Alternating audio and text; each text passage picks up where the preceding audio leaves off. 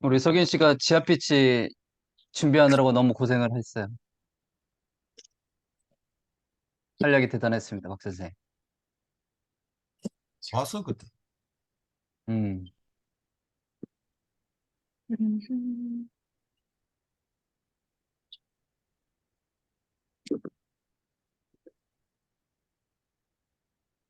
중요하신 분들은 다 들어오신, 다 들어오신 것 같아서 시작을 하면 될 것 같습니다. 무형유산 콜로퀴움 9월의 순서는 무형유산과 인권 그리고 정체성이라는 제목인데요. 네팔의 쿠마리 사례를 가지고 또 네팔의 주변인들에 대한 연구를 진행해 오신 목포대 박정석 선생님을 모시고 발제를 들어보는 시간입니다. 이 발제가 왜 필요했냐면 지난달에는 우리가 무형유산, 유네스코 무형유산의 등재 신청서와 ORF에 대한 부분을 우리가 나눴는데 그중에서 중요한 거는 인류가 보편적으로 가치로 추구하는 것들이 유네스코 무형유산 등재로 검토 대상이 된다. 그래서 한 나라에서는 비록 중요하게 생각하는 무형유산일지라도 인류 보편의 가치에 부합이 되지 않는 경우는 우리가 등재로 고려하지 않다라는 얘기를 하고 있습니다. 그러니까 이 얘기는 뭐냐면 어, 모든 오래된 것들은 다 소중한 것인가에 대한 의문입니다. 그랬을 때 그 민족이나 그 나라에서는 소중하다고 여겨져 있는 가치일지라도 우리가 보기에는 계급의 모순이라든가 그다음에 인권의 문제라든가 여성 젠더에 대한 문제라든가 이런 것이 국제 표준이라고 여겨지는 것들에 좀 위배가 되면 우리가 함께 이것을 보호해야 될 대상으로는 고려하지 않는다는 부분이죠. 그런 점에 있어서 네팔의 쿠마리 사례 같은 경우는 어떤 면에 있어서 보면 사회적인 폭력일 수도 있고 어떤 한 어린 여자아이에 두고 보면 그 나라의 문맥에서 봤을 때는 이건 상당히 지켜야 될 아름다운 인식으로라도 유지될 수 있지만 또 이제 국제적으로 볼 때는 그런 어떤 양면의 평가가 가능할 것 같습니다. 그래서 이러한 사례 때문에 우리가 네팔의 코마리 사례를 한번 듣고 뭐 박 선생님이 그게 무엇이다라고 결론 짓지 않지만 오늘 들으신 선생님들께서 나름대로 생각들을 좀 가져서 이거를 어떻게 받아들여야 될 것인가 아름다운 문화유산을 받아들일 것인가 아니면 또 무엇인가 좀 우리가 어떻게 해나가야 될 것인가는 좀 열린 결말로 제시할 것 같습니다. 그럼 목포대 박정석 선생님을 모시고 발제를 청해 듣도록 하겠습니다. 예, 박정석입니다. 잘 들리시는지 모르겠는데요. 네, 잘 드립니다. 예. 네팔의 쿠마리에 관련해서는 제가 한 논문을 2편 정도 썼습니다. 그래서 이 논문을 쓰게 된 것 중에 이제 동기 중에 하나가 로니 플래닛이라고 그 여행 소개서가 있는데요. 거기에 이제 소개된 이 내용들이 상당히 허구적인 게 그게 현실과 부합되지 않는 사실과 부합되지 않는 내용들이 좀 많았었어요. 이 내용들은 나중에 그 쿠마리 제도가 아동 인권을 또는 노동 착취를 한다는 제소에 이르는데 결정적인 역할을 했었습니다. 그래서 이제 쿠마리 제도 이게 이제 로니 프레닛의 이게 이제 전 세계적으로 영어로 된 걸 한글로 번역을 하고 그래서 전 세계적으로 쓰이는 여행 지침서죠. 어디든지 가도 오고 이걸 하나 들고 초기 여행할 때는 이걸 들고 다니는데 여기에 나타난 내용들을 몇 가지를 보면은 쿠마리 제도를 도입했던 자야 프라카시 왕이 유아 성애자였다. 그래서 어린애 소녀하고 성교를 하다가 애가 죽어서 그 죄책감으로 소녀를 여신으로 모시는 제도를 도입했다. 뭐 이런 내용이 나와요. 그래서 네팔의 역사를 잠깐만 보면은 이 이제 쿠마리 제도, 쿠마리를 살아있는 어린 소녀를 여신으로 숭배하는 이런 간섭은 아주 오래됐어요. 쿠마리란 낱말이 이제 이 인도 남부의 뭐 쿠마리라는 그 지명도 있듯이 이제 쿠마리를 숭배하는 여신으로 숭배하는 전통은 오래됐는데 네팔에서는 정확하게 언제 뭐 됐는지는 모르지만은 주로 네와리 그러니까 카트만두를 주 근거지로 살아가는 이게 이제 원래 카스트라고 불렀는데 지금은 집단으로도 부르기도 하고 뭐 이러는데 왜냐하면 네와리 안에 또 카스트가 있어요. 그러니까 이게 카스트 안에 또 카스트가 있는 그런 집단이에요. 그래서 또 힌두와 이 불교가 뒤섞여 있어요. 상층 집단에서는. 그래서 이게 좀 뭐 아주 복잡하고 애매한 정의하기는 아주 애매한 그런 집단이 있는데요. 어, 이게 이제 쿠마리 제도가 쿠마리 지금 우리가 많이 알고 있는 건 카트만두의 로얄 쿠마리라고 해서 이제 관광객이 많이 찾아가는 곳인데요. 원래 쿠마리는 네팔에 집단마다 있었다고 해요. 그래서 조사자에 따르면은 초기에 나온 책은 11개, 뭐 14개, 지금 2008년 헌법 저기 대법원에서 조사한 걸 9개가 9곳에서 아직도 쿠마리 제도가 존속하고 있다고 그래요. 그래서 각 그 집단마다 그 동네마다 쿠마리가 있었던 것 같아요. 그래서 그 쿠마리의 성스러움 또는 대우 조건, 집 뭐 거주 조건 이런 거는 집단마다 달라요. 그래서 가장 엄격한 게 로얄 쿠마리 카트만두 왕궁 근처에 사는 로얄 쿠마리입니다. 거기에 자야프라카시 왕이 나오는데요. 이제 자야프라카시 왕이 사실상 쿠마리를 위해서 저택 뭐 네팔 말로 왕궁이기도 하고 거소이기도 하고 하우스 영어로는 그렇게 번역을 해가지고 수레 축제 쿠마리를 그 카트만두 시내를 행진을 하는 그 축제를 도입했던 왕으로 알려져 있어요. 근데 이제 이 많은 신화가 자야프라카시 왕하고 연결돼 있는데요. 이제 자야프라카시 왕이 쿠마리를 그 큰 저택에서 안치하고 제도화했던 배경은 어 말라 왕국이 세 개의 왕국으로 나누어져 있었는데 1768년에 지금의 구르카 왕국 왕국이 카트만두 왕국을 점령하면서 와해가 되죠. 그래서 지금 우리가 알고 있는 네팔 왕국은 저기 구르카, 고르카라는 지역에서 온 지배자들이죠. 그러니까 네팔 카트만두 지역의 원주민이 아닌 인도계 라지푸트라고 알려져 있습니다. 그래서 왕조가 바뀐 거죠. 실제로 말라 왕조에서 샤 왕조로 바뀌었는데 이 시점에서 자야프라카시 왕이 이 말라 왕국 세계 왕국이 사실상 귀족하고 왕권이 대립해서 귀족이 아주 득세했었어요. 그래서 힘이 약하고.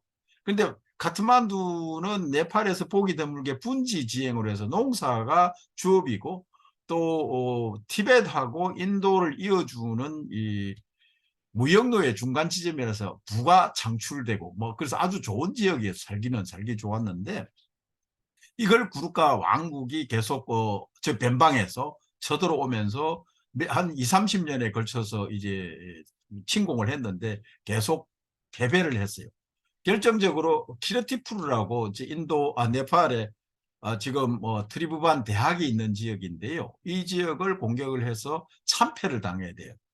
이 고르카 왕의 프리트비 나라얀 샤라는 왕이 초기 왕인데 대패를 하게 되고 그러면서 그때 출정을 하기 전에 프라카시 왕이 고르카를 아니 쿠마리를 모시는 왕을 저기 궁전을 만들어주고 의례를 만들어줬어요. 이기고 오니까 쿠마리에 대한 더 믿음이 강해졌죠. 이제 그 시점에서 이제 프라카시 왕을 이어받은 그러니까 이 나중에 전쟁에 져가지고 이 고르카 왕국이 이기면서 쿠마리 제도를 다시 그대로 받아 수용하게 되죠. 그래서 쿠마리에 대한 신령스러운 힘을 샤 왕조에서도 그대로 받게 되는데 그럼 여기에 로니 프레리니에서 나타난 자야 프라크시에 대한 이런 부정적인 견해는 나중에 또는 전쟁 중에 나왔던 루머, 스파이들을 부르고 루머하고 관련이 있는 즉 자야 프라카시 왕을 무너뜨릴 수 없으니까 내부적으로 요즘 말로 하면 스파이를 풀어가지고 루머를 퍼뜨렸다고 그래요. 그래서 그와 관련된 그런데 이제 자야프라카시 왕하고 관련된 신화에는 유아 성애자였다, 성교를 했다, 뭐 이런 내용은 없어요. 신화는 여러 버전이 있지만은 자야파라카시 왕하고 관련된 건 주사위 놀이를 하다가 왕이 음욕을 품었다. 뭐 그런 것도 있고, 어느 도시 이제 카트만두 왕궁 바깥에 한 소녀가 신들림이 왔는데 쫓아냈는데 꿈에 나타나서 내가 신이다. 뭐 이런 식으로 해서 어린 소녀를 신격화했다 하는 전설은 몇 가지는 있습니다만은, 자야파라카시 왕이 소아 성애자, 유아 성애자에서 선교 도중에 사망했다 이런 기록들은 없어요. 근데 이게 이제 나중에 이제 좀 더 확대돼 가지고 나오는. 그다음에 이제 쿠마리를 선발하는데 아주 이게 이제 또 인류학자인 알렌이라는 사람이 초기에 책을 썼는데 외부로 알려진 가장 오래된 저서예요. 인류학자가 썼는데 여기에 오류가 생겨가지고 이걸 계속 확대 재생산이 됐는데, 이게 32개의 신체 조건을 갖춰야 되고, 그 다음에 어두운 방에 가둬놓고 가면을 쓴 사람들이 뭐 소리를 지르고 피 묻은 목 잘린 물소 머리를 거두두고, 그래서 그 방을 통과할 때 소리를 내거나 무서움에 떨면은 달라 뭐 이런 이야기가 나오는데, 사실상 나중에 이제 쿠마리들이 이 쿠마리 은퇴한 쿠마리가 쓴 책에 보면은 그렇지 않다라는 거예요. 이때가 다사인 축제이기 때문에 물소를 잡고 했지만은, 우연히도 이 대개 쿠마리가 교대하는 시기가 다사인 축제하고 겹쳐서 이게 이 쿠마리를 통과 의례 시험을 하는 거로 겹쳐져서 묘사가 됐지, 대부분의 쿠마리는 5월 달에 이거 봄에 또 교대를 하기 때문에 다사인 축제하고는 상관이 없는 경우. 그래서 이것도 너무 이게 실제 조사를 알렌이라는 학자는 조사를 못했다고 그래요. 왜냐하면 이거는 외부인한테 금지된 공간이에요. 심지어 왕도 못 가요. 그래서 몇몇 브라만 사제와 쿠마리만 들어갈 수 있는 방을 본인이 어떻게 참여 관찰을 못했는데, 이걸 다른 지역, 즉 박다프루하고 좀 더 접근이 쉬운 바탄 같은 데는 저도 가서 쿠마리를 아련을 했어요. 그런데 이 카트만두 로얄 쿠마리는 아무도 잘 못 가요, 가족이라도. 그래서 그런 지역을 다른 쪽에서 들어온 이야기를 비추어서 듣고 적었는데, 이게 이제 소위 말해서 교과서가 된 거죠. 외부인들에서 이런 이야기들이. 그다음에 선출 방식도 달라이라마 선출 방식하고 유사하다. 즉 환생을 전임 쿠마리가 썼던 거를 골라내는 그거는 전혀 없어요. 달라이라마는 죽고 난 다음에 새로운 달라이라마를 뽑지만은 이 쿠마리는 살아있는 동안에 뭐 이 생리를 시작하거나 이빨이 빠져서 피가 나오거나 다쳐서 피가 흐르면은 교대를 해요. 그렇기 때문에 실제 그 뭐 환생이라든지 사용했던 물건을 이게 지정을 해서 뭐라고 그러나 이걸 뽑아내는 이런 것 조건은 없어요. 그래서 이것도 잘못된 거고, 그 다음에 은퇴한 쿠마리는 결혼을 못하고 뭐 혼자서 외롭게 산다 이렇게. 왜냐하면 신으로 모셨던 여자를 누가 아내로 데려갈 거냐. 그 다음에 또 이 신화에 보면은 쿠마리의 그 여성의 성기 안에 뱀신이 존재하고 있어서 남성의 성기를 위해서 뭐 전기를 빨아들여서 급사하게 된다더라. 뭐 그런 게 있는데 사실과 다르다는 거죠. 은퇴한 쿠마리가 결혼을 못한 사례는 하나도 없어요. 다 결혼을 했어요. 좀 늦거나 나중이라도 결혼을 했어요. 심지어 네팔 사회에서 2번 결혼했던 쿠마리도 있어요. 은퇴 쿠마리가. 이제 그러는 걸로 봐서 결혼에 대한 거는 별로 없는데, 이제 문제는 나중에 보겠지만은 쿠마리 생활을 하다가 일상생활로 돌아와서 적응하는 데 상당히 오랜 시간이 걸려요. 신도로에서. 그래서 이 쿠마리와 관련된 이야기들을 한번 보면은 여러 잘못된 것부터 이제 아까 이야기했던 걸 보면은, 지금 현재 카트만두에는 쿠마리가 9명 현재 존재를 하고, 원래 이제 조사자에 따라서 조금 다른데 곳곳에 있었다. 쿠마리 숭배는 보편적인 것이었다.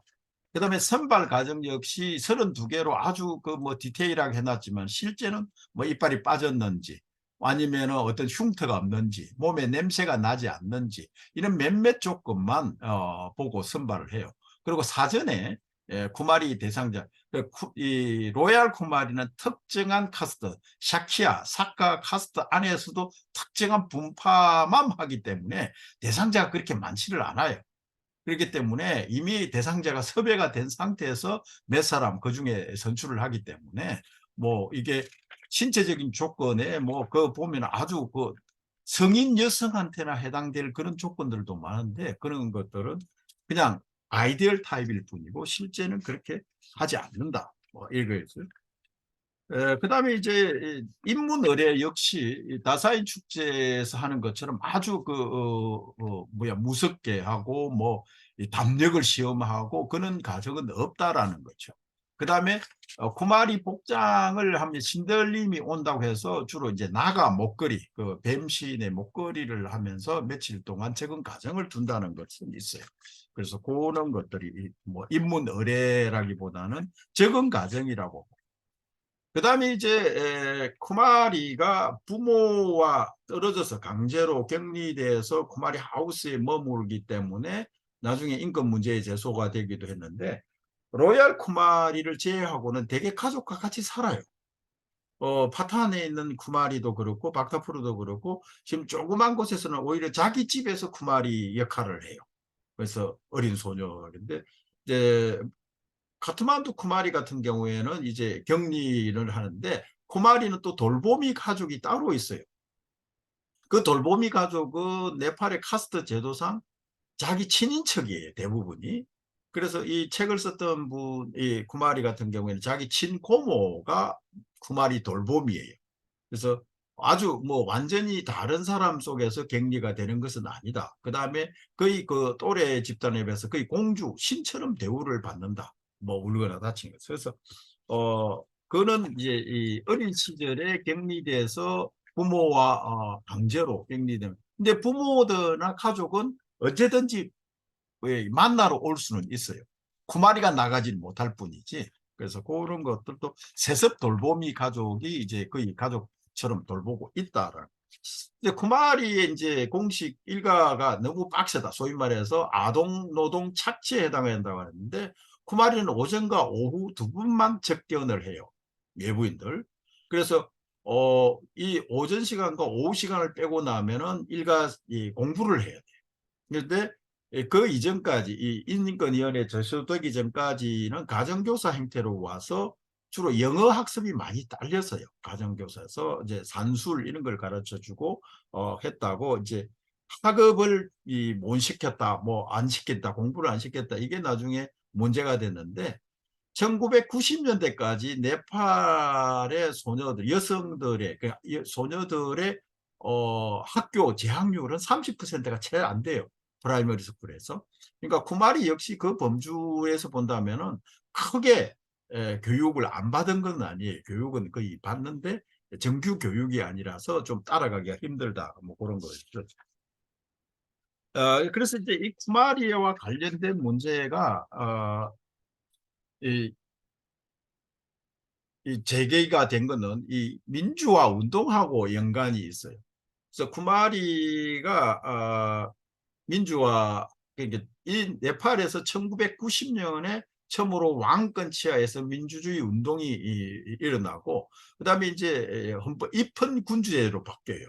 그래서 왕이 있고 그다음에 수상 내각 강요들이 있다가 이게 이제 조금 뭐 왕권이 강화되기도 했지만 가다가 2006년에 다시 이제 제2차 민중혁명이 일어나는데 2001년에 왕실에서 큰 참사가 일어나요. 대참사라고 그러는데 왕세자가 왕과 왕비, 그러니까 자기 아버지, 어머니를 포함해서 한 20명을 총으로 쏴 죽이는 사건이죠. 자기도 죽어. 그래서 이게 이제 거기에 대해서 많은 루머가 발생을 하고 그 중에 이제 루머의 배후가 누군지 그러니까 이 대참사의 배후가 누군지는 우리가 그 참사가 일어나서 가장 이득을 본 사람이 누구냐 이렇게 보니까 그때 왕의 친동생 그 사람만 저기 다른 곳에 가 있었어요. 그래서 왕세자가 3일 만에 죽어요. 그래서 이 사람이 이제 왕으로 등극을 하는데 이 사람은 이제 왕권 강화주의 전제주의자예요. 그래서 국민들로부터 비판을 많이 받던 그런 시절이에요. 2002년부터 2006년 이런 사이에서.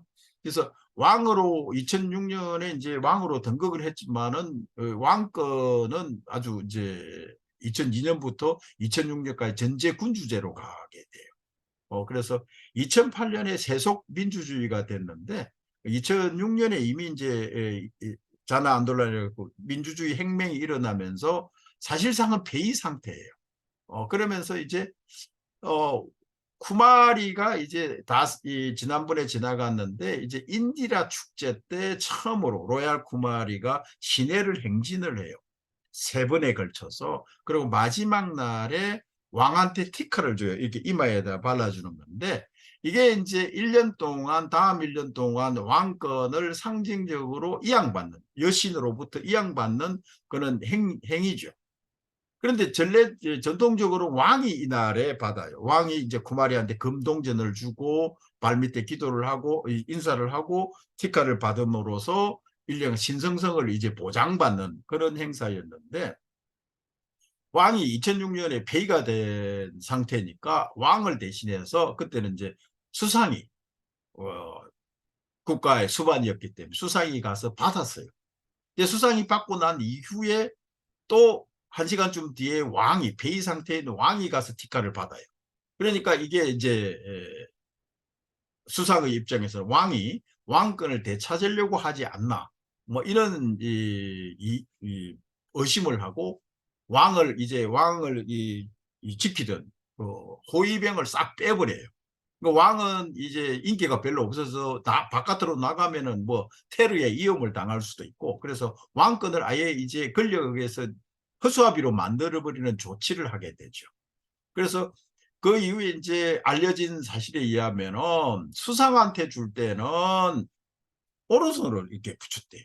오른손은 일반인들한테 주는 거였는데 이게 제 시간에 의례에 맞춰서 줬지만은 전통적인 예법이 아니고 그 다음에 왕한테 줄 때는 왼손으로 줬대요. 왼손은 왕한테 주는 거는 맞지만 예법에 맞지 않는 시간에 가서 받은 거예요. 두 사람 다 이게 쿠마리가 어떻게 해서 그런지 몰라도 두 사람 다 서로 예법에 맞지 않는 상태로서 돼서 이 쿠마리가 이 쿠마리의 위협 뭐라고 그러나 신통력 뭐 이런 것들이 나중에 해제가 됐는데 어쨌든 쿠마리가 세속 정부로 되면서도 계속 존재를 하고 있고 왕을 대신해서 이제는 대통령한테 이제 티카를 발라주는 행사를 하고 있습니다.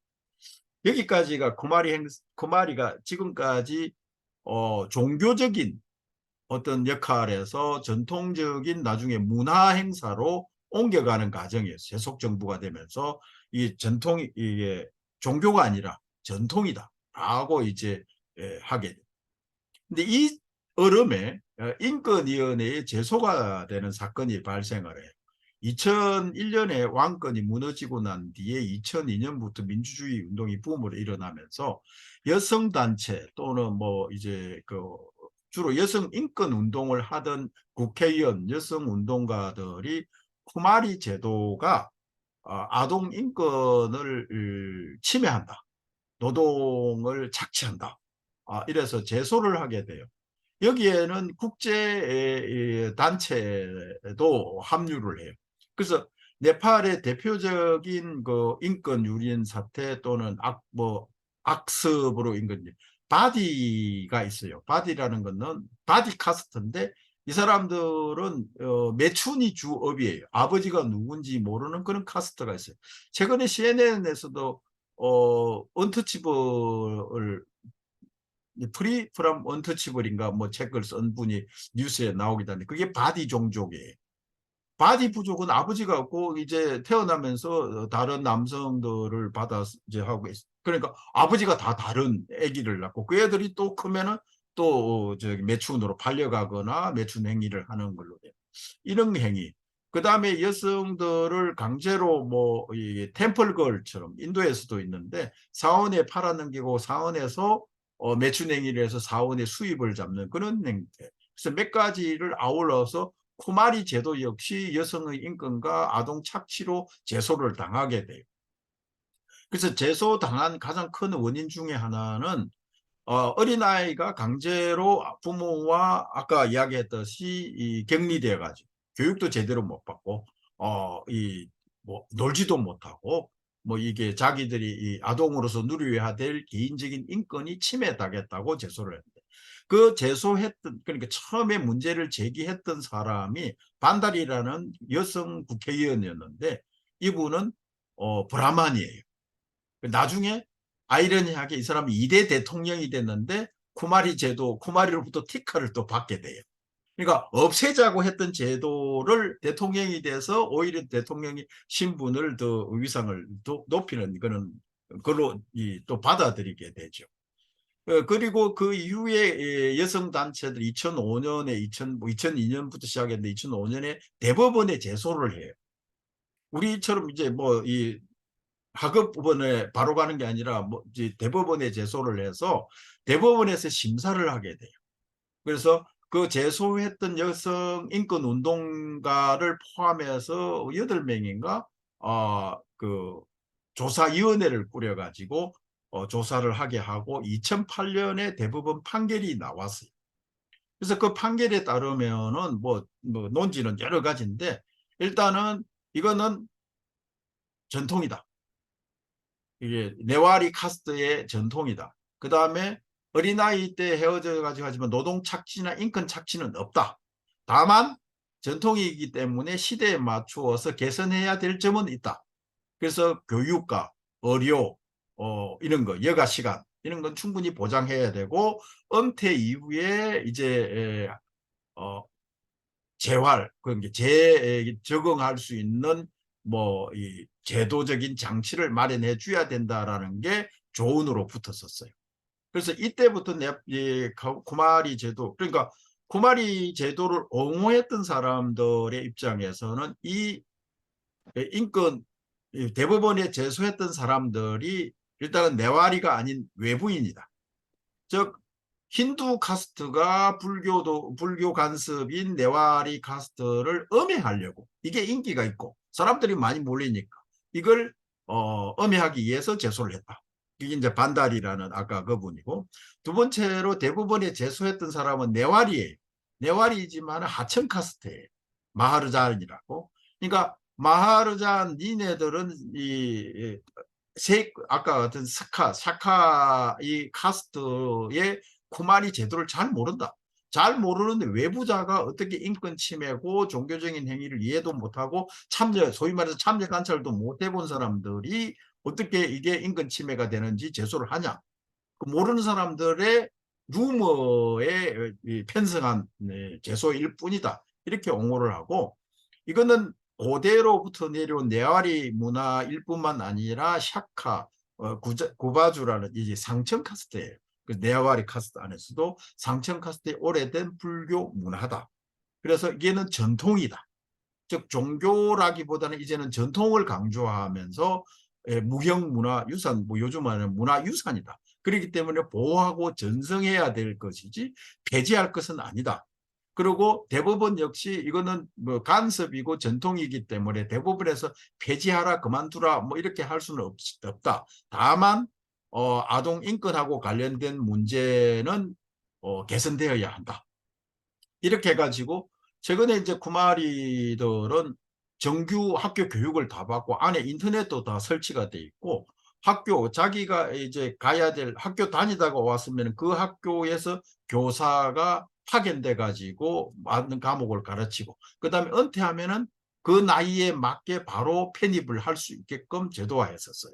근데 그 전에는 은퇴해도 실력이 학업 수준이 안 되기 때문에 8학년, 7학년이나 이렇게 가야 될 애가 2학년, 1학년에 편입을 해가지고 월반 해가지고 뭐 졸업하는 그런 사례도 있고, 그 다음에 가정교사를 데려가지고 이제 따라가기도 하고, 이게 상당히 어렵게 되는데, 최근에 이제 그 이후에는 뭐 컴퓨터라든지 TV라든지 이게 다 설치가 되고, 그래서 이 사회 교육을 충분히 받는다. 얘기를 하고, 그 다음에 이제 은퇴 이후에도 연금이 나오고, 결혼 자금도 나와. 그래서 은퇴 이후에도 상당히 이제 많은 그 혜택을 받게 돼요. 근데 사실은 그 전에 쿠마리들도 은퇴 자금으로 받았던 돈을 환산해 보면 그때 당시에 카트만두에 집을 2채 정도 살 정도의 돈을 받았다고 그래요. 그래서 한 3살이나 4살에 가서 한 10년 정도, 길면은 뭐 10년, 짧으면은 한 7, 8년 정도 그 봉사를 하고, 이게 은퇴한 쿠마리들이 저기 대담 집이 발간이 됐는데, 거기에서 상당히 다들 만족한다. 나는 그런 기회를 상당히 영광스럽게 생각한다. 뭐 이런 이야기들이 주류를 이루고 있어요. 그래서 그런데 이제 그 또 아이러니한 거는 자기 손녀를 이 선발 대상에 올렸는데 반대를 해요. 손녀는 가지 말으라고 하고. 그래서 이게 이제 공식적인 대담하고 실제하고 조금 괴리가 있는데, 이제 그럼에도 불구하고 쿠마리 제도는 인권위원회 제소 이후에도 계속 성황리에 이제 선발되고 유지가 되고는 있어요. 그래서 지금 우리가 알고 있는 거는 가장 엄격한 여기 뭐야 로얄 쿠마리, 카트만두 쿠마리라고 불리는 건데요. 나머지들은 이제 그 사람은 직접 친견을 할 수가 없어요. 왕 빼고는. 그래서 왕이나 브라만 사제들 상층부만 하고 있는데, 그러다 보니까 이 쿠마리에 대한 루머, 알려지지 않은 이야기, 심지어 사진도 다른 사람의 사진, 다른 이게 동자들, 축제 때 보면 남자들이 쿠마리 행세 복장을 하고 막 나와요. 그 가네샤 복장이기도 한데 그런 거를 쿠마리라고 올려놓기도 하고, 또 서양 언론들이 인터뷰가 안 되니까 다른 간접적으로 제3자를 통하거나 아까처럼 파탄이나 박타프루 쿠마리를 만나고 이야기는 따로 들어가지고 언론에 영어나 프로 언론에 이제 실린 걸 보면은 가장된 표현이 많아요. 우리 아까도 내가 로니 플래닛 같은 거 또는 한국에 이것 말고 다른 여행 잡지도 보면은 호기심을 자극할 수 있는 그런 영어 소책자들도 마찬가지. 쿠마리를까 어떻더라 이러면은 과연 그럴까가 아니라 이게 정폭된 이야기들이 많아요. 그래서 시간이 어떻게 되는지 모르겠는데 쿠마리의 인권 문제하고 문화유산의 이게 두 개를 본다면은 쿠마리 제도 자체는 사실은 이제 서양이나 외부인들에 의해서 왜곡된 측면이 아주 강해요. 쿠마리. 그래서 물론 이제 그 전근 이게 80년 뭐 90년대 이전 사이 2000년대 이전에 쿠마리 제도는 어찌했는지 모르겠지만은 어 그게 알려진 거는 쿠마리나 네팔 사람들이 쓴 책자가 아니라 외국인이 쓰거나 간접적으로 들어간 책 요인들이 말이에요. 실제 인터뷰를 못 하고 할 수가 없었기 때문에, 그래서 그런 것들이 있었다. 그게 이제 각 책자마다 정폭이 되고 뭐 이게 호기심이 강한 부분으로 이제 정리가 됐다. 그 이제 예를 들자면 아까 구마리는 여신이었기 때문에 일반인 남성이 혼인을 할 수 없다. 혼인을 하면은 여성의 그 구마리 성기에 강력한 힘이 존재해서 남성들이 적산다. 뭐 이런 정도. 그다음에 이제 구마리는 아무나 될 수 없다. 그래서 선발을 할 때 무시무시한 가정을 겪고 뭐 이게 고함을 지르거나 뭐 이게 놀라면 안 된다. 그런 가정들은 거의 없어요. 그래서 이 쿠마리에 대한 이 여러 가지 그다음에 이제 신화하고 관련된 것들도 쿠마리를 가장되게 만드는데요. 이 쿠마리와 아까 그 자야 프라카시 왕하고 관련된 신화가 여러 버전들이 흘러나오는데, 여기가 이제 그때 당시 이 말라 왕국은 지금 우리가 불교로 보면 밀교라고 그러나요? 탄트라이즘하고 연관된 탄트라이즘을 신봉하던 그런 시대였어요. 그러니까 비이적이 아까 주사위 놀이를 했다든지 뭐 이런 건 탄트라이즘을 신봉하는, 그러니까 말라 왕들은 탄트라이즘에 상당한 경지에 있었던 사람들이라고 그래요. 근데 그걸 일반인들이 이해를 못하니까 다른 언어라고 그러죠. 그런 걸 이제 풀어서 설명을 하면서 주사위 놀이를 했다더라. 그다음에 음욕을 품어서 신이 사라졌다더라. 뭐 이렇게 이제 나오는데, 이게 이제 뭐 또 다른 버전으로 가면서 유아 성욕자였다더라. 뭐 이런 식으로 자야 프라카시 왕을 패배하는 그런 소문과 거기에 뭐 이익을 보는 사람은 이제 나중에 고르카 왕국이겠죠. 그런데 이제 이후에도 이 고르카 왕국이 1768년 점령하고 난 이후에도 쿠마리의 신통력에 대한 사례는 몇 가지가 더 드러나요. 그래서 아까 프리티비 나라얀 사 왕이 이 카트만두 왕국을 점령을 했을 때 왕이 이미 도망가고 없고 귀족들한테 몰려서, 그런데 그때가 이 인디라 축제 때였다. 쿠마리가 티카를 바르는 그날에 들어왔대요. 근데 쿠마리가 자야 프라카시 왕이 아닌 새로 들어온 침략자 프리트리비 나라얀 샤한테 티카를 발라줬더라. 즉 네가 왕이다. 그러니까 우리를 다스릴 힘을 네가 우리의 진정한 왕이라는 걸 받았다는 거예요. 그리고 자기의 신성성, 정통성을 인정을 받게. 그 다음에 이제 1950년에 그 이후에 1768년 이후에 샤 왕국은 일본의 그 쇼군 체제처럼 수상이 정권을 행사하는 체제로 가요. 이제 1950년에 겨우 왕권을 회복하게 되는데요.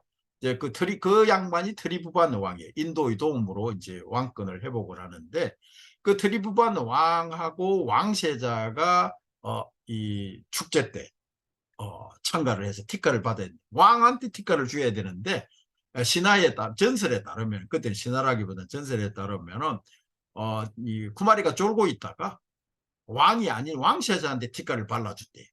그러고 난 뒤에 보름 뒤에 왕이 갑자기 서거를 했다. 그래서 이 신통력이 있다. 뭐 이런 이야기들이 전해져 와요. 그래서 쿠마리는 여성과 관련된 질병, 아이 또는 뭐 성진과 관련된 이런 데서 소위 말해서 점괘를 잘 봐줬대요. 이게 이제 일종의 뭐 신성한 힘이 있다. 뭐 그래서 그 다음에 이제 이 쿠마리가 어떤 신통력을 얻기 위해서는 여기에 나가 축제, 나가라는 뱀신의 목걸이를 차면은 이제 소위 말해서 신들린 상태가 된다라는 거죠. 그런데 이제 어떤 그 신화 일화를 보면은 그걸 잘못 해석해서 뱀신으로 여신이 바뀌어 가지고 놀라서 도망을 갔다, 뭐 이런 이야기들도 나오는데, 그래서 이게 여러 버전들이 있어요. 그래서 이 인디라 축제 때 이제 쿠마리 술에 의뢰가 들어가는 거는 이게 말라 왕조 말기에 축제에 다시 도입이 돼요. 그러니까 원래는 이 한 곳에 모아 놓고 우리 소위 말해서 점을 뭐 이게 뭐 신통력을 받는 신적인 존재였는데, 축제 일환으로 나오면서 이게 세간에 더 큰 이제 호응을 받게 돼요. 평소에는 볼 수 없던 쿠마리를 세 번에 걸쳐서 시내 행진을 하게 되는, 이걸 인디라 축제 때 그 안에 넣어놔요. 그래서 인디라 신하고 사실 쿠마리, 뭐 이제 인도를 잘 공부를 안 하신 분들은 인디라 신하고 쿠마리는 전혀 별개의 축제였는데, 이걸 하나로 묶어 놓으면서 오히려 더 성행하게 하는 이런 효과가 벌어져요.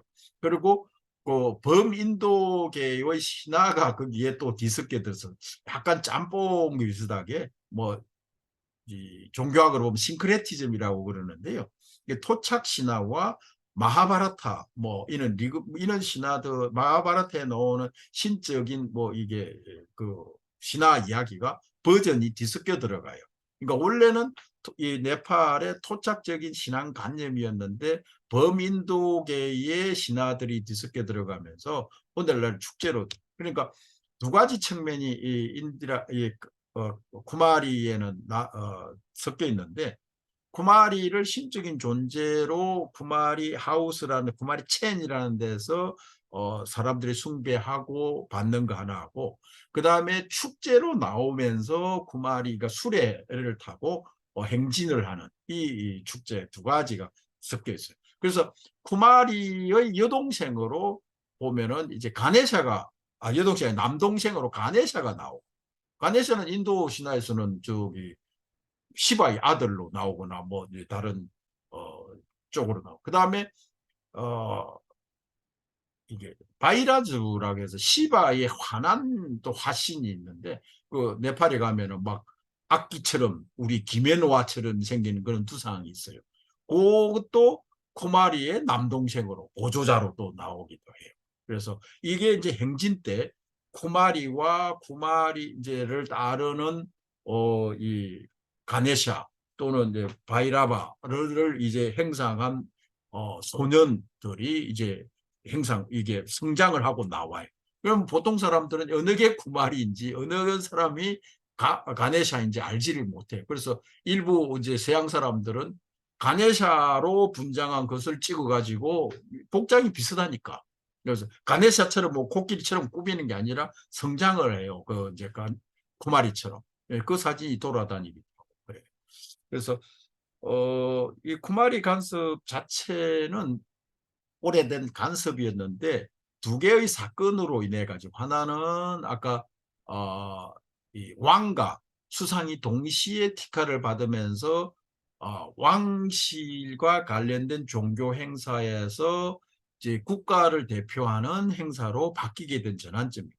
아까 이제 반달이라는 그 여성 국회의원이 반대를 했는데 2016년에는 이 사람이 2대 대통령이 되면서 직접 가서 또 티커를 받아요. 그러면서 이제 그 전에 반대했던 게 좀 무시갈 정도가 되고 반달 이야기를 한꺼번에 좀 더 하면 이 사람은 테라이 지역 인도하고 가까운 그 테라이 지역의 출신이면서 브라만이면서 가부였었어요. 그래서 이제 이 사람이 이제 라마 신의 탄생지라고 일컬어지는 테라이 지역의 사원을 어, 갔는데 그 사원에서는 출입이 또 금지돼요. 예, 가부이기 때문에 여성이기 때문에 이 안에는 들어오지 못한다. 그래서 그래도 들어갔다가 나중에 그 신의 사제들이 그 신도들하고 바깥에서 겐지스 강까지 가서 물을 떠와서 이 오염을 정화하는 의뢰까지 했을 정도로 아직도 뭐 이제 종교적으로 여성, 뭐 가부, 뭐 이런 사람들에 대해서는 뭐 상당히 또 차별이 있는 그런 것. 그래서 쿠마리만 뿐만 아니라 인도 네팔의 여성들은 이제 그 인권뿐만 아니라 이제 그 법률적으로도 많은 뭐 차별가 있어요. 차별. 그래서 이제 시민권 문제에서도 아버지가 네팔 사람이 아닌 경우에는 시민권이 자동적으로 안 되고 여러 가지 장치를. 근데 아버지가 네팔 사람이고 엄마가 네팔 사람이 아닌 경우에는 자동적으로 시민권이 또 부여가 돼요. 이런 문제들이 있을 정도로 네팔에는 아직도 여성 인권 이런 문제에 대해서는 상당히 문제가 있다. 그런데도 불구하고 쿠마리가 문제가 됐던 거는 쿠마리의 영향력이 그 정도로 컸었기 때문에 그렇다. 근데 이제 2006, 2008년 대법원 판결 이후에는 이제 뭐 거기에 대한 인권 문제에 대해서는 거의 저기 뭐라고 그러 쑥 들어가고 국제 아까 인권단체에서 제소했던 그 명단에 바디라든지 템플걸이라든지 이거는 있는데 쿠마리는 빠졌어요. 누락이 돼서. 이제 국제적으로도 이제 뭐 인권 문제하고 관련된 쿠마리 제소는 이게 명단은 없어져 버렸고 이제 삭제 누락이 돼 빠지고 있어요. 그래서 인권 문제는 아직도 뭐 외부에서는 뭐 특히 우리나라는 2015년 신문에도 보니까 2015년에도 그 쿠마리 인권 아동 착취 이런 기사가 떴더라고요. 그래서 그 내 친구의 집은 어디인가 그때 그 샤키야하고 갔었던 그 프로그램에도 사실 만났던 사람은 파탄 쿠마리예요. 그런데 카트만두 쿠마리라고 자막이 뜨더라고. 그러니까 아직도 우리나라뿐만 아니라 외국에서는 쿠마리 이러면은 모든 사람이 네팔의 카트만두 쿠마리만 생각하는데 실제 만날 수 있는 사람은 카트만두 쿠마리가 아닌 다른 파탄이나 박다푸르 또는 외부에 있는 뭐 기르티푸나 이런 데 있는 소소한 이 사람들은 접근하기가 쉬워요. 뭐 이제 젊어나고 그 집 앞에서 아무나 개방을 하는 이런 사람들을 만나고 와서 마치 카트만두 쿠마리, 카트만두 S 만난 거는 맞지만 카트만두 쿠마리라고 불리는 로얄 쿠마리를 만난 거는 지금은 이제 로얄자가 다 떨어졌으니까 카트만두 쿠마리라고 불러야 되겠죠. 예. 이상으로 뭐 빨리 하고 마치겠습니다. 혹시 질문 있으면 질문 좀. 질문 제도가 있어요? 예, 있습니다. 예. 감사합니다. 박 선생님께서 예. 네팔 쿠마리에 대한 문제, 무용상과 인권에 관련해서 말씀을 해주셨습니다.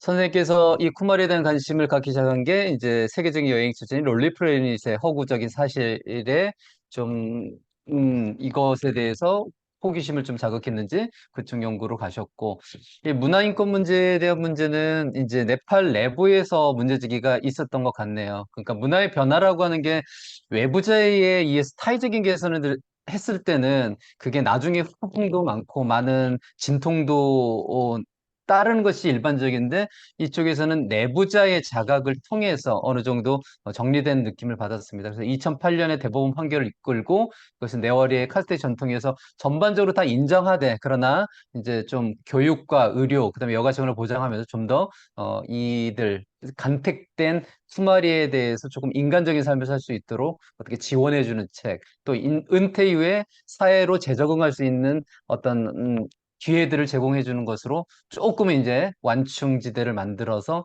현재 이렇게 변화하고 있는 것 같습니다. 그러면 혹시 이 부분에 대해서 질문사항이 있으시면 질문해 주시면은 답변을 드리겠습니다.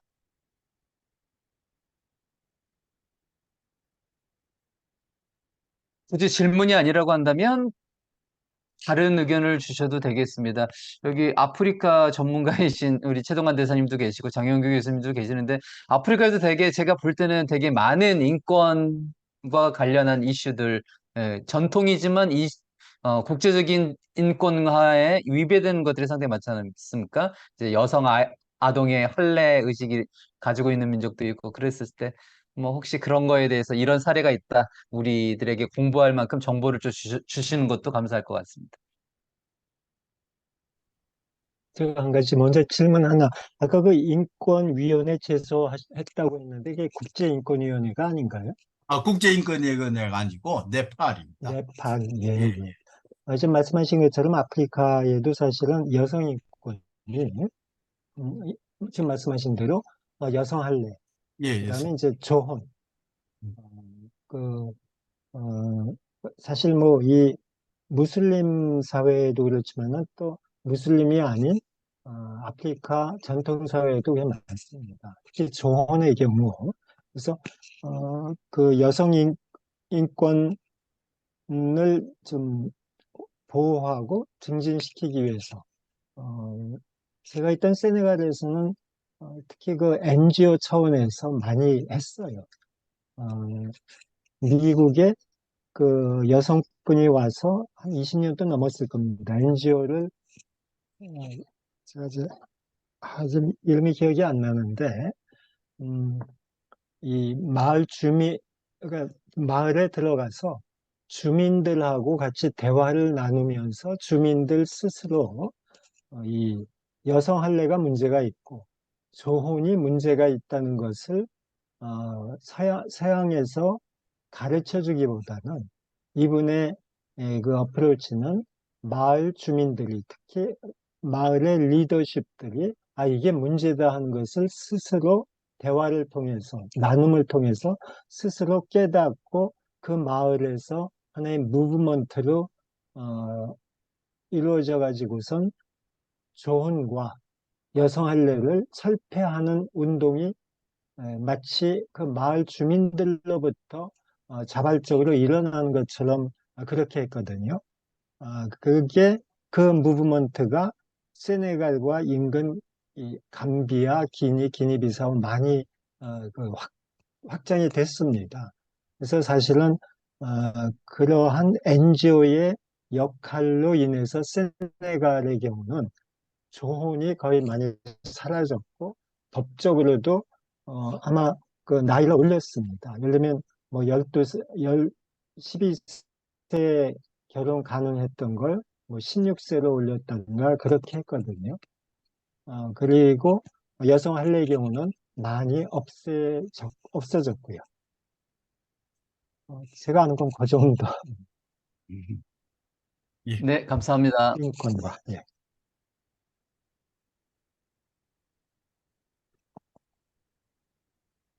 다른 분들 질문 있으시거나 정보를 보태실 말씀 있으시면 감사하겠습니다.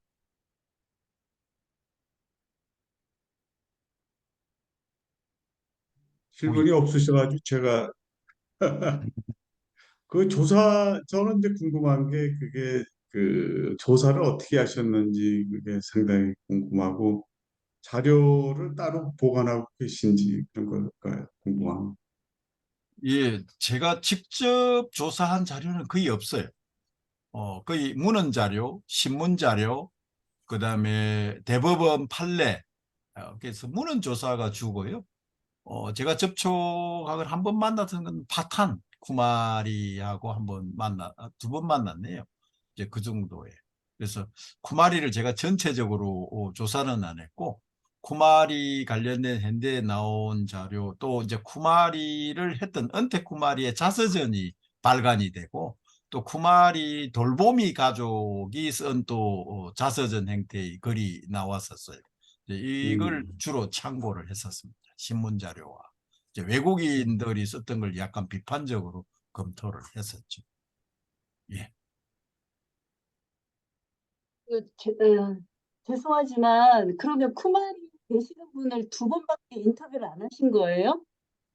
안 했어요. 네. 아니, 문화인류학자가 직접 현장에 가셔서 하셔야 되는 거 아닙니까? 그 문헌 문화인류학자도 문헌조사도 합니다. 네, 감사합니다. 아니, 그러면서 쿠마리 하신다고 발표하신다라는 게 저희 이거 저기 문헌조사도 하고 그럽니다. 네, 알겠습니다. 하나만 더 여쭙겠습니다. 그 쿠마리가 학교는 최종적으로 어디까지 다닐 수 아니 다 다닐 수 있어요. 박사도 마치기도 하고 지금 네, 석사 마쳐가지고 네. 공무원 하기도 하고 NGO 활동도 하기도 하고 그래요. 과거에는 학교를 주로 안 다니고 했는데 지금은 뭐 약사 하시는 분도 있고 컴퓨터를 전공해 가지고 이게 저기 업체에 근무하시는 분도 있고 그래요. 예. 감사합니다. 네, 감사합니다. 저는 한 가지 질문 좀 드리겠습니다. 예. 이쪽에 무형유산 전문가시니까 이 무형유산을 다루다 보면은 지금 저는 여기 아까 인권 문제가 나왔는데 전 예를 들면은 무형유산을 보호하고 보존하고 이렇게 전수하는 게 좋은데 그 무형유산 중에 이것처럼 어떤 어떤 인권을 좀 이렇게 해친다든가 또는 온 인류의 평등 또 인간의 존엄성을 훼손시킬 수 있는 문화유산이 있지 않겠습니까? 그런 거에 대해서 이, 그 무형 문화계에서나 또는 유네스코라든가 이런 데에서 이게 문제시되고 이거에 대해서는 이렇게 지금 이 그 쿠마리 제도처럼 뭐랄까 이게 타치가 돼가지고 이렇게 개선해야 되겠다고 했던 어떤 그런 국제적인 움직임이나 어떤 국가의 특별한 움직임 같은 게 있었는지 또는 학계에서 보여준 어떤 그런 무슨 견해나 이런 무브먼트가 있었는지 제가 그게 사실 저 궁금해서 오늘 또 특별히 제가 들어봤거든요. 제가 뭐 그쪽까지는 전문가가 아니고요. 예. 인도 사례를 이제 기본으로 해보면은 옛날에 샤티라는 제도가 있었어요. 남편이 죽으면은 이제 아내를 그 화장장에 불태워서 하는. 최근에도 영화의 소재가 많이 되기도 하고, 근래 이제 제가 인도에 있을 때도 사실은 실제 그 사례가, 그런 사례가 라사탄 쪽에서 있어가지고, 여성 단체에서 반발이 엄청 심했었죠. 인권 단체에서. 남편이 죽었는데 아내가 가서 화장장에서 자기 몸을 불사르는 이제 이거였는데 이게 이제 두 가지 시각으로 하나는 인류학에서 흔히 하는 문화 상대주의라는 관점에서 그 자기들이 문화인데 외부인 우리가 왈가왈부 있냐라는 문제 하나고 그다음에 두 번째는 보편적인 인권에서 그거는 강제된 살인이다. 그러니까 비자발적으로 죽은 살인이다. 그건 인권의 문제에서 봐야 된다. 이래서 특히 이제 이쪽에서는 여성단체 YWCA 이쪽에서 많이 이제 반대를 했는데 한 몇 년 지나고 난 뒤에 그 여성이 샤티, 그러니까 죽음, 이게 하장장에서 뛰어내렸던 이게 마을 공터죠. 거기서 했는데 그 자리가 일종의 성지가 된 거예요. 남편을 위해서 성스러운 여성, 이게 신화 속에 라마야나나 신화 속에 나오는 여신이 했었던 행위하고 비슷한 장소, 그 많은 여성이 또 찾아가는 거죠. 그래서 이걸 우리가 어떻게 봐야 되는지, 그러니까 문화 상대주의 입장에서 그냥 그대로 봐줘야 되는지, 보편적인 인권의 시각에서 이걸 우리가 반대를 해야 되는지. 그러니까 쿠마리 제도 역시 개인의 인권 문제인가? 인권의 문제에서는 개인의 입장에서 보면은 뭐 부모, 이 가정 자기하고 특히 이제 카트만두 쿠마리 같은 경우에는 개인이 이제 어린 소녀가 가족과 격리돼서 지내고 정상적인 학교 생활과 어린 동료들하고 놀지도 못하고 제한된 공간에서 산다. 인권의 문제라고. 이제 반대쪽에서는 이거는 문화권이다. 문화 주권에 대해서 외부인들이, 내부인이 아닌 외부인들이 무슨 왈가할부 있냐? 우리의 문화, 우리 전통이다. 그래서 이 두 가지 그 권리 문제가 충돌하는 지점이 쿠마리였어요, 사실은. 그래서 아까도 했는데 쿠마리를 이게 쿠마리 제도를 옹호하는 쪽에서는 이거는 우리의 전통이다라고 이야기를 하고, 종교가 아니라 문화 전통이다. 요즘에 바깥에서 반대했던 사람들은 문화적인 전통인 건 인정하겠는데 인권 유린이다라고 해서, 그래서 그 인권 유린하고 관련된 부분들을 이제 어느 정도 개선하고 나니까 그 부분에 대한 이제 지적은 없어져 버렸죠. 근데 이렇게 크게 뭐 부각이 됐던 거는 아까처럼 또 저를 포함해서 인류학자들이나 외부에서 온 관광객들이 이렇게 좀 왜곡된 정보를 글로서, 책으로서 남겨놓은 것들이 크지 않나. 이제 이런 것에서 관광객의 입장. 그래서 우리가 무형문화유산을 주로 유네스코의 정의에 따라서 보호하고 보존하고 전수자와 전성자 입장에서 바라보는 경향이 큰데, 그럼 과연 이제 관광객의 역할은 어디까지 해서 학자를 포함해서 어디까지 이제 개입을 해야 되는가?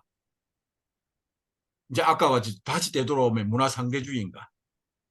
아니면은 그 사람들의 문화이기 아니라 이 보편적 인권의 문제이기 때문에 개입을 해야 되는가? 이 딜레마가 되죠. 어디까지 개입을 해야 되는가? 이게 이제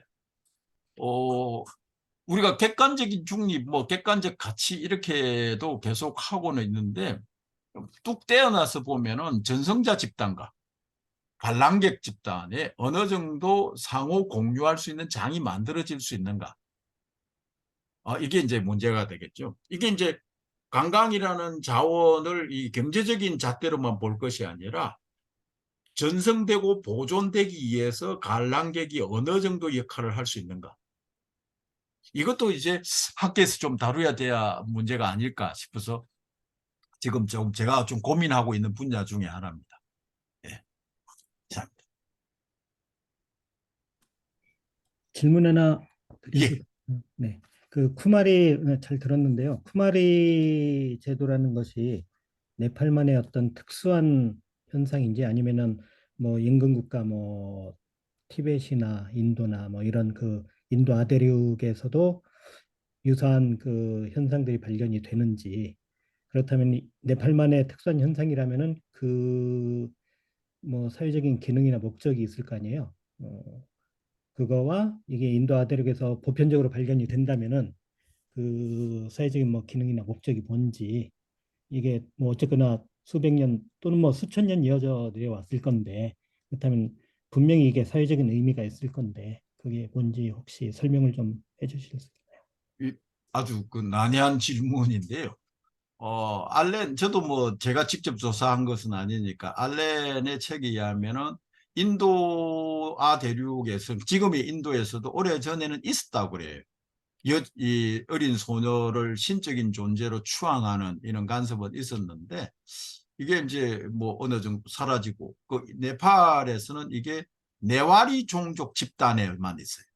네와리 집단에 있었는데 네와리 집단이 아까도 이야기했듯이 힌두이즘과 불교가 뒤섞여 있고 또 새로운 행사 불교도 탄트라 불교하고 관련된 건데 그래서 쿠마리를 그 힌두 쪽에서는 두루가의 하신 힌두 여신의 하신이라고 보고 또 이제 이 말라 왕조에서 자기들의 시족을 보호하는 수호 여신이 탈레주라고 그러는데 이 탈레주 여신의 화신이라고 보고 있어요. 그래서 원래는 이제 불교도들의 간섭으로서 어린 여성들을 신적인 존재, 뭐 요즘은 좀 신들린 존재 정도로 한 사람을 뽑아서 정해주고 시기가 되면은 다시 은퇴시키고 하던 것이었는데 왕실에서 왕권에서 불교도들을 이렇게 포섭할 그 이유가 생긴 거죠. 왜냐하면은 왕이 사실은 말라 왕국의 왕권은 이제 힌두이면서 인도계예요. 자기들의 전설에 의하면. 그런데 말라 왕조는 귀족들이 아우르는 체제예요. 그래서 말라 왕국의 귀족들은 왕을 심심찮게 갈아치워요. 그 독살시킨다든지. 그래서 어린 왕들이 주로 왕위에 앉았는데 아까 자야프라카시 왕 같은 경우에도 한번 쫓겨나요. 귀족들이 반란을 해서 맨 처음 쫓겨 있다가 다시 왕위를 차지하고 그래요. 어린 동생을 왕으로 씹었다가 그런 와중에 이제 이 귀족이 아닌 하청 불교도들을 포섭해야 될 어떤 필요성이 생긴 거죠. 정치적으로 또는 뭐 군사적으로. 그래서 하청 불교도들의 간섭이었던 쿠마리 제도를 왕실로 끌어들이게 돼요. 이게 이제 성격화된 거죠. 그래서 이거는 이제 정치적인 종교적인 어떤 이유도 있지만은 정치적인 그때 당시에 정치적인 이유도 컸다. 그래서 고르카 왕국 역시 그 카트만두 분지를 점령을 했지만은 소수였어요. 힌두이고. 소수가 다수의 그 간섭을 받아들일 필요가 있으면서 쿠마리 제도를 그대로 안고 간 거죠. 정치적으로 뭐 군사적으로는 무력으로 진압을 했지만은 문화적으로는 그걸 수용해야 될 필요성이 생긴 거죠. 이제 두 가지 기능이 하나는 종교적인 기능이고 하나는 이제 정치적인 기능이었는데 종교적으로 이게 자꾸 또 변형이 돼요. 아까처럼 쿠마리가 두루가의 하신이다. 네와리 신의 시족 신이 아니라 뭐 이런 식으로 변형이 되면서 힌두들도 와서 신봉을 하게 만드는 그런. 그다음에 이 왕권을 가진 이 샤 왕조의 정당성을 보장해주는 장치로 활용을 합니다. 그래서 힌두 왕국 말기에 2006년에 마지막 왕이 이 티카를 받으려고 그렇게 노력을 한 거죠. 뭐 이게 내가 왕권을 되찾기 위해서는 티카를 받음으로써 신성성을 보장받겠다. 그런데 이제 완전히 지워버린 거죠. 그런데 지금의 대통령들도 티카를 받아요. 그래서 이제 이거는 거꾸로 해석이 가능한데 쿠마리가 티카를 이 대통령한테 발라주는 건 대통령의 어떤 신성성을 부여를 하는 것이 아니라 거꾸로 대통령이 참석함으로써 쿠마리의 정통성 또는 어떤 제도 문화 유산으로서의 오리지널리티 또는 오센티시티 진정성을 인정받는 그 계기로 활용을 하고 있다. 이렇게 이제 해석을 하고 있어요. 이건 제 해석이 아니라 다른 사람들의 해석인데 그래서 겉으로 보기에는 크게 달라진 게 없지만은 이제 그 의미는 완전히 지금 달라지고 있다라고 이제 보죠. 최근에 들어간 자료들, 최근에 제가 이걸 발표하기 전에 보니까 뭐 크게 달라진 게 없어요. 대통령이 참석을 해서 쿠마리 행렬을 하고 그다음에 3번 시내를 도는 축제의 일환으로 이제 자리를 잡고 있는 것 같아요. 예, 이상입니다. 네, 감사합니다. 아까 최동환 이사장님께서 말씀하신 거, 국제적으로는 인권평등, 존엄성 훼손 염려고 쟁점이 붙은 문화유산에 대해서 얼마나 어떻게 해결되었는가 또는 국제적인 움직임은 없었는가에 대한 사례에 대한 얘기를 이제 인도에 대한 얘기를 하셨습니다. 그 외에 이제 전 세계적으로 얼마나 있는지는 뭐 그런 보고서를 정리한 것들이 없어서 정리할 필요성은 있는 것 같아요. 홍신아 팀장님 그런 데 관심 있지 않아요?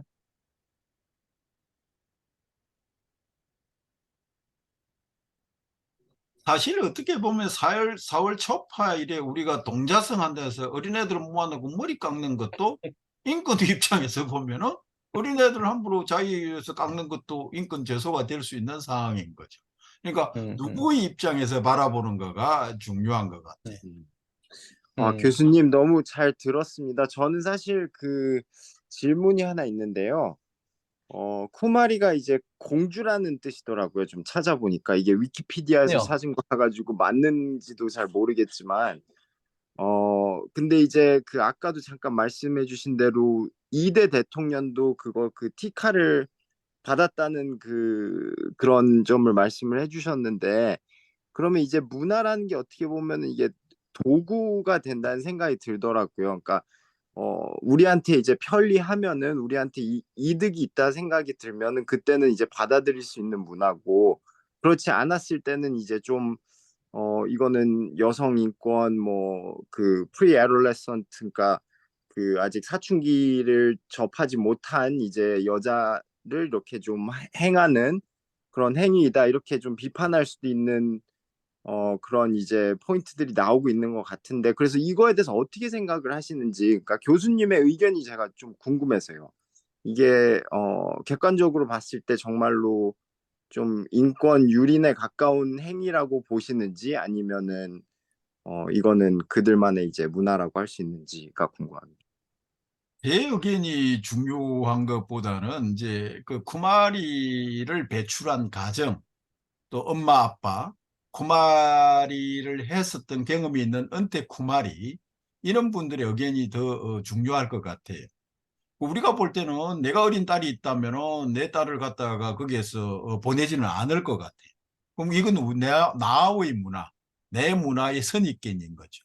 근데 쿠마리 제도를 수행을 하고 있는 그 가정, 쿠마리, 은퇴한 쿠마리 열 몇 분이 그 대담집이 있어요. 그 인터뷰한 기사들 보면은 그 몇 사람, 열 몇 살 살아있는 사람들 다 인터뷰를 했더만, 그런데 후회한다는 사람은 묻었고, 요즘에 보면은 이제 쿠마리, 은퇴한 쿠마리들을 국가에서 다 모셔가지고 그 행사도 하고 잔치도 벌리고 그래요. 이제 그런 걸 봐서는 문화의 일환이다. 그 다음에 아까 그 카트만두 쿠마리를 제외하고는 사실은 쿠마리가 자기 집에서 있어요. 그러니까 뭐 1년에 몇 번 행사에 참여 안 해요. 쿠마리로 지정이만 돼 있을 뿐이지. 그다음에 파탄 같은 경우에 내가 같은 파탄도 그 집에만 2층에 집에만 있을 뿐이지 바깥 출입을 다 해요. 학교도 다니고 심지어. 그 학교 되면 이게 교복 갈아입고 학교 갔다가 거기에 앉아 있는 거예요. 역할을. 그래서 쿠마리 중에 이제 우리가 아주 그 엄격한 거는 아까 말했던 카트만두 로얄 쿠마리였는데, 왕이 살아있고 왕을 위해서 존재하는 뭐 그런 정도에서 좀 엄격하게 다루었는데, 카트만두 쿠마리를 제외한 다른 쿠마리들은 그냥 지정만 돼 있고 뭐 크게 부모로부터 떨어져 있거나 그러지도 않아요. 같은 집에서 밥 먹고 살고 어떤 행사 때 되면 정장하고 앉아 있어서 손 받고 뭐 하는, 핏값 발라주고 많은 그런 역할이에요. 그래서 이거는 이제 누구의 입장에서 이 제도를 바라보는가 인데, 여태까지 이제 아까도 국제인권단체나 했었던 경우들도 예부자들이에요.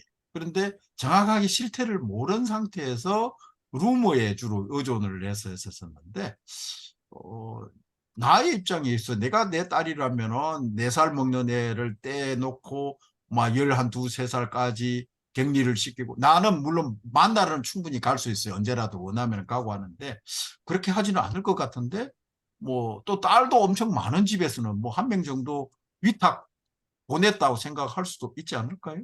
네팔에서 지금 자서전을 썼던 그 집안에도 딸만 5이 있던가 이랬는데, 그 쿠마리로 가고 난 뒤에 막내가 아들이 태어났어. 그 쿠마리가 되고 난 이후에. 그래서 쿠마리로부터 은총을 받았다.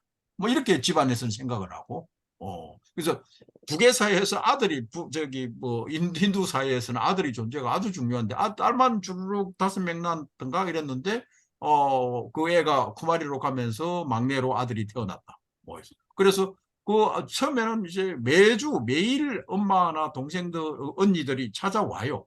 자기는 못 나가지만은 그거하고 그 안에 또 동료들이 좀 있어. 쿠마리 돌보미에 가족들이 같이 놀아요. 그러기는 하지만은 어쨌든 카트만두 쿠마리의 경우에는 자기 행동 반경이 그 집 안에서만, 물론 3층 집 그 안에서만 제한이 된다는 점에서 인권 유린의 측면도 좀 있다고 볼 수 있죠. 근데 뭐 내 의견보다는 그쪽에서는 뭐 좋은 경험이다, 일생에서 할 수 없는 영광이었다, 뭐 이런 식으로 표현을 하니까 이거는 입장의 차이를 떠나서 경험한 사람들도 내가 잊을 수 없는 경험이다, 네팔 문화를 위해서 내가 큰 일을 했다, 이렇게 인터뷰를 해놨더라고요. 그래서 이게 이제 진부한 표현이지만 문화 상대주의, 누구의 입장에서 바라볼 것인가, 이걸 다시 한번 되새겨 볼 필요는 있는 것 같아요.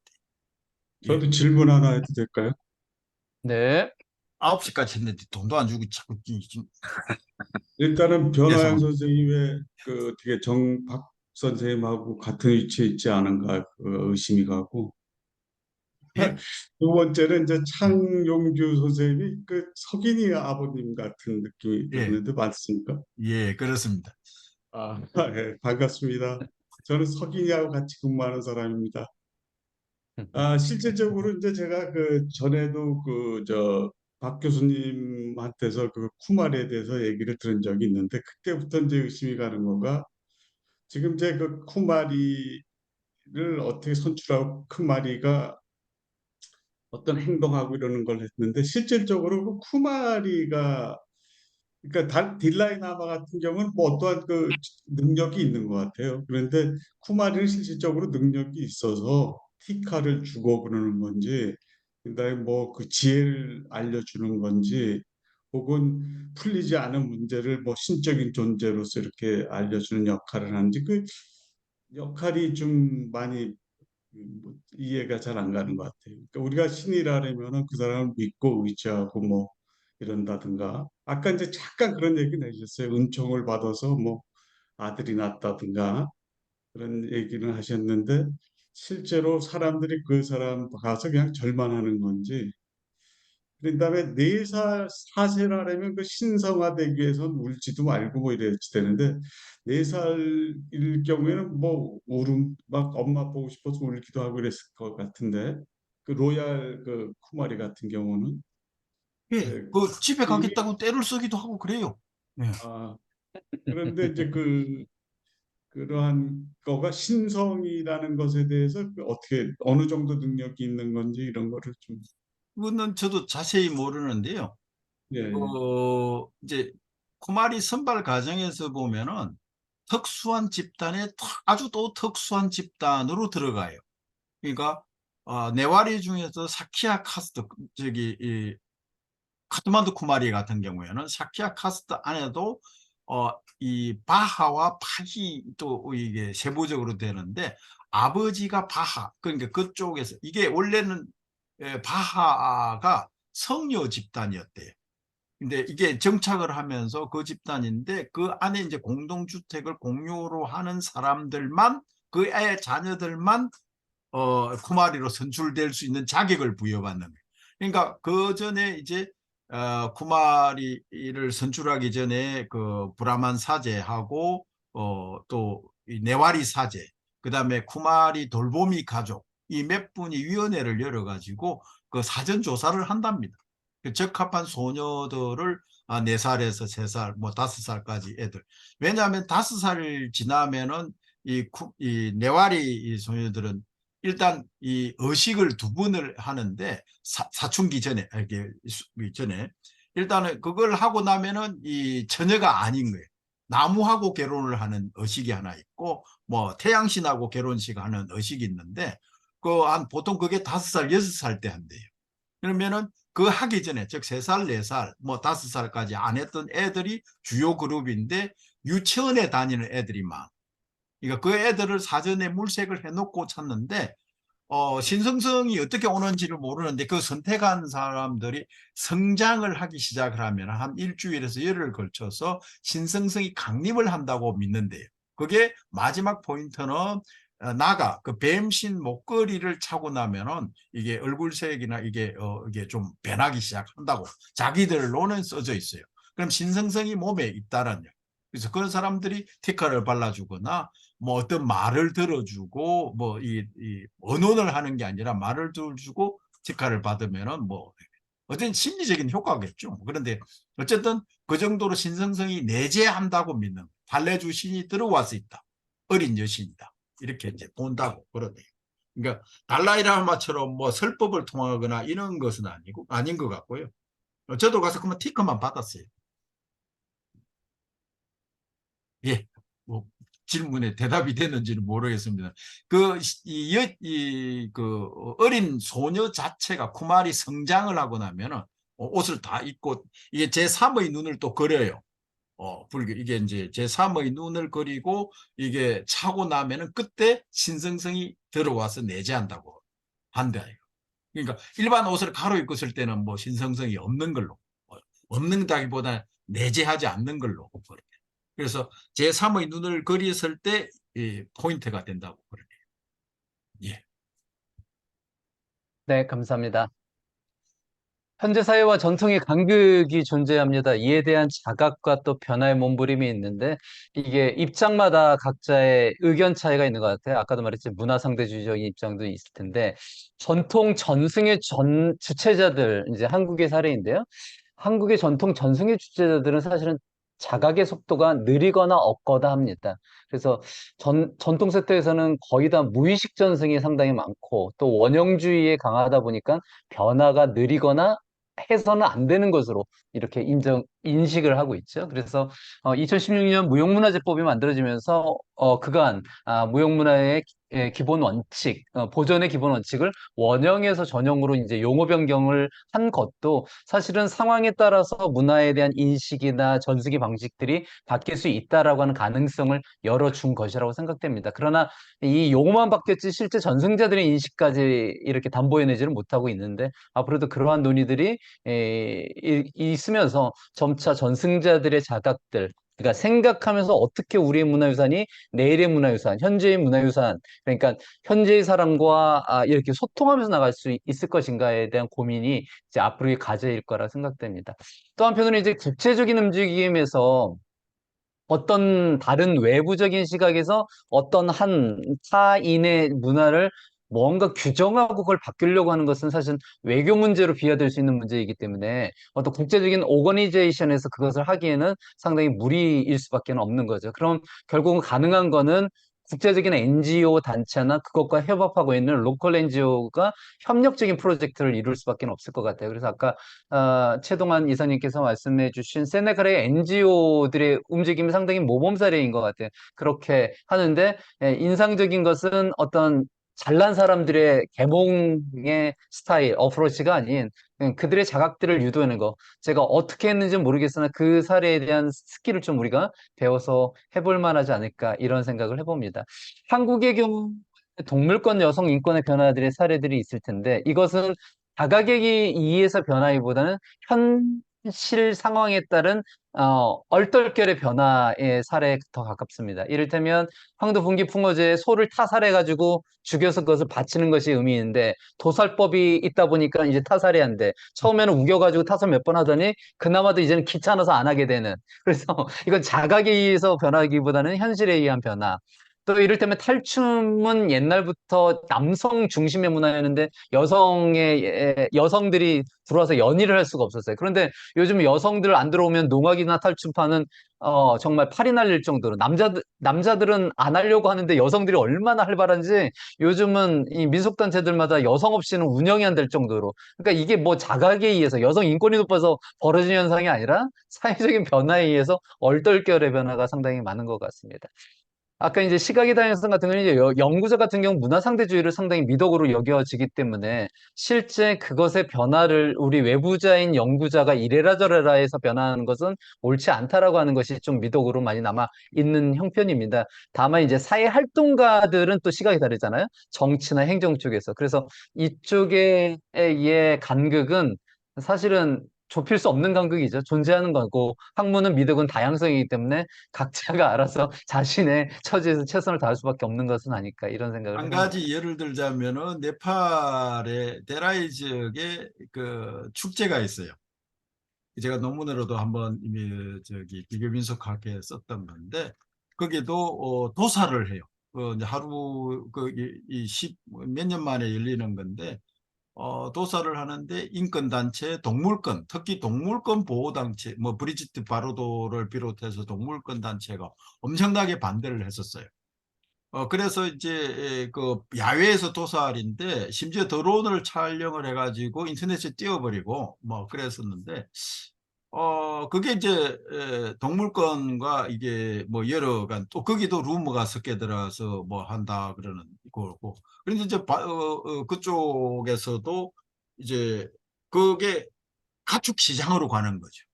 이게 대부분이 이제 가축 시장에 소비를 하는데 어, 옹호하는 측에서는 야 미국에서 소를 하루에 몇 마리 도살되는데 그게 위생적으로 도살된다고 해서 동물권을 보호하는 거냐. 그 사람들이 반대한 그 자료 중에 한국도 있어요. 아마 한국에서도 그 하루에 소를 몇 마리씩 먹는다는데 그 안 보이는 장소에서 기계로 도살하는 것은 동물권을 보호하는 것이고 보이는 장소에서 사람이 이제 칼로 내리치는 것은 뭐 동물권 보호하지 않는 거냐. 어떤 게 이제 동물권 보호냐. 라는 이제 그 항의를 했었죠. 그래서 이게 이제 그 아까도 보면 이게 또 정치적인 맥락하고 맞닿아 있어요. 예, 그래서 우리가 어디까지를 그 인권 뭐 또는 뭐 국제적인 뭐 사회적인 뭐 이런 거로 볼 것인가. 그 사람들이 문화 입장. 그래서 그 사람들도 위생적으로 하겠다. 그다음에 우리도 허가 받은 사람들만 도살을 한다. 그다음에 고기들도 위생적으로 처리를 한다. 뭐 이런 반발을 했었었는데 이게 또 한번 생각해 볼 문제는 아닌가. 동물권이라는 문제 요즘에 개, 고양이만 동물권인가? 소, 돼지는 그럼 동물권을 우리가 벗어나야 되는가? 뭐 이런 것들도 뭐 넓게 생각을 해볼 수는 있을 것 같습니다. 국제적인 이제 그렇게 단체에서 문제를 제기한다고 해서 다 옳은 건 아닌 것 같아요. 네, 그렇게 확장되면 이제 식물권까지 나올 처지에 식물권도 있죠. 지금 제기가 되고 있어요. 예, 방금 말하신 사례는 네팔의 사회정치적 변혁과 동물 희생제의 테라이즈의 가다마이 사원을 중심으로 하는 논문인데 어, 제가 아까 말했던 쿠마리 논문 두 개하고 요 논문은 채팅창에다가 공유 드렸으니까 다운받아서 참조하시면 되겠고요. 윤동환 선생님 하실 말씀 있다고 손을 들으셨습니다. 예, 윤도환입니다. 선생님, 발표 너무 잘 들었습니다. 저는 이제 두 가지를 좀 말씀드리고 싶은데, 우선 저희가 문화 연구자들의 연구의 관점, 초점에 대한 부분에 대해서 우선 좀 말씀을 드리고 싶습니다.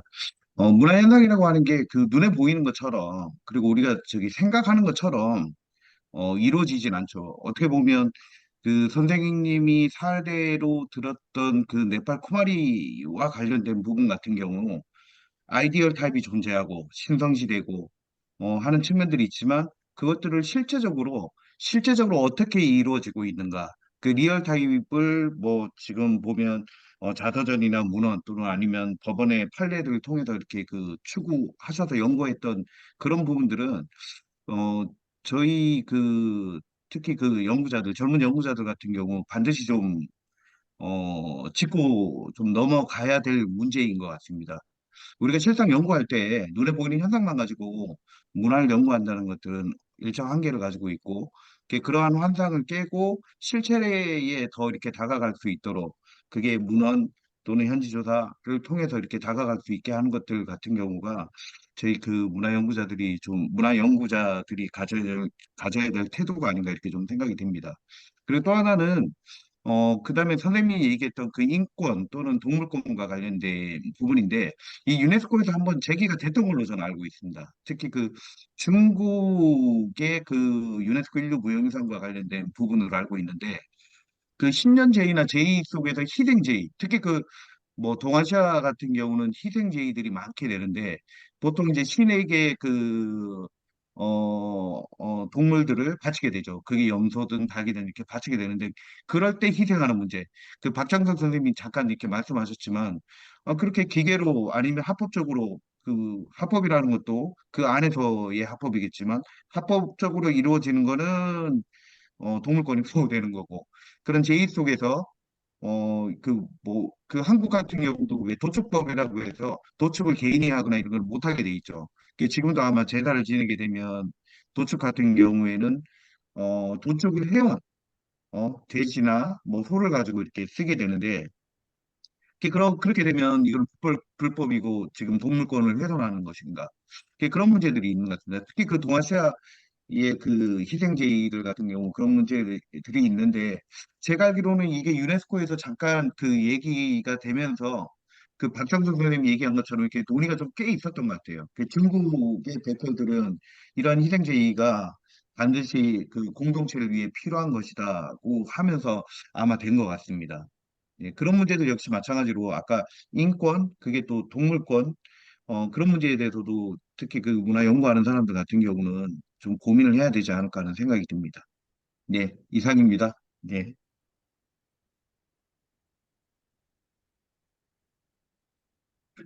예, 제가 네, 따로 설명을 대답을 해야 될 내용은 아닌 것 같은데 사실은 이제 인권, 동물권 이런 거와 무형유산, 꼭 무형유산이 아니더라도 어떤 사회적 간섭 이런 것은 상충되는 측면이 좀 있는 것 같습니다. 그래서 어느 입장에서 바라보는가에 따라서 특히 그 유형은 좀 다르기는 한데 유행이라도 사실은 지금 군함도 같은 그런 유적지처럼 그 역사성을 무시한 채 현재에 남아 있는 것만 가지고 그 문화유산으로 지정을 할 것인가 이런 문제도 내재가 돼 있죠.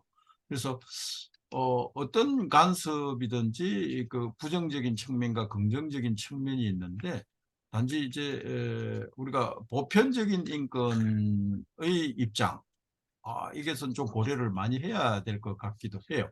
그래서 이제 아까 가디마이 쪽에서는 하루에 뭐 수백 마리 물소가 도살된다. 그래서 동물권이 제소하는 쪽에서는 그 수백 마리가 아니라 그걸 학대를 하면서 해야 된다는데 이제 민俗학이나 종교학 하시는 분들 중에 제의로 바치는 소를 잘 먹이지 않고 학대해서 잡는 경우는 없어요.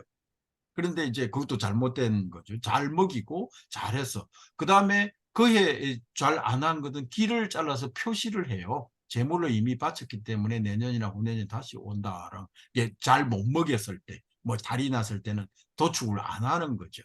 그래서 도축을 이제 공개된 장소에서 사람이 직접 하는 것과 공개되지 않은 장소에서 기계적으로 도축하는 거하고 하면 어느 게 동물권을 보호하는 것인가 이런 문제가 이제 제기가 되고 그러니까 가디마이 같은 경우에는 또 다른 문제가 개입이 됐어요. 하나는 정치적으로 힌두이즘에서 채식주의자 즉 상층 카스트인 힌두와 원래 이제 이쪽 동물 희생 제의를 하는 경우는 하층 카스트들이 주로 하고 시바이즘을 따르는 사람들이 많아요. 비시누파와 시바파 뭐 이 정도라면은 그 여신 숭배 그래서 주로 하층 카스트 종족 집단, 부족 집단, 마이너리티라는 이야기죠.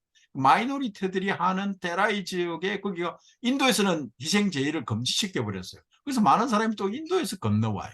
네팔 사람뿐만 아니라. 이런 것을 어떻게 이제 그 안에 내재된 문제들이 하나로 얽혀 있지는 않아요. 정치적인 목적도 있고 종교적인 목적도 있고 그다음에 서구 서양 중심의 기독교적인 사고방식과 이제 동양의 종교적인 행위를 바라보는 이런 시각이 얽혀 있기 때문에 학자들은 여러 측면에서 견주어서 설명을 해줘야 되지 않을까 싶습니다. 그래서 아까 우리가 무형유산을 입장에 되돌아온다 보면은 너무 지나치게 유네스코의 그 규정, 보호, 전성 여기만 매달 학자라면은 정치 우리가 공무원이라면은 반드시 보호, 보존, 전성 이걸 하고 모니터링 여기서 전행인가 원행인가 중요하다고 하겠지만은 실제 현장에서는 꼭 그렇게만 이루어지지는 않잖아요. 그래서 학자들은 다각적인 측면에서 접근을 해볼 수도 있을 것 같습니다. 이상. 예. 네, 감사합니다. 최동환 쌤이 채팅창에 아까 세네갈에서 여성 할례 등의 어떤 NGO 인식 제고 활동을 한 단체 이름은 토스탄이라고 말씀해 주셔서 토스탄과 관련한 논문도 하나 제가 올려드렸으니까 같이 겸해서 보시면 좋은 사례 연구가 될 수 있을 것 같습니다. 다큐도 박 있어요. 선생님이 일찍 주무셔야 됩니다. 박 선생님이 케냐의 일찍 사례를 이 다큐도 있어요. 10시에 맞아요. 괜찮아요. 괜찮아요? 예. 네. 자, 여성 한두 분 할례, 더 말씀하실 수 있습니다. 여성 할례에 관해서는 저기 장영규 교수님이 번역한 책에 잘 나와 있어요. 아, 그래요? 예, 빅터 터너 숲의 상징에 나와 있고, 최근에 제가 우리 그 학생들하고 같이 했었던 게 케냐에서도 그 다큐로 지금 한국 그 저기 NGO 쪽인가 기독교 쪽에서 들어가서 찍은 것들이 있더라고요. 그리고 그런 것도 참조하면 되겠습니다. 예. 음.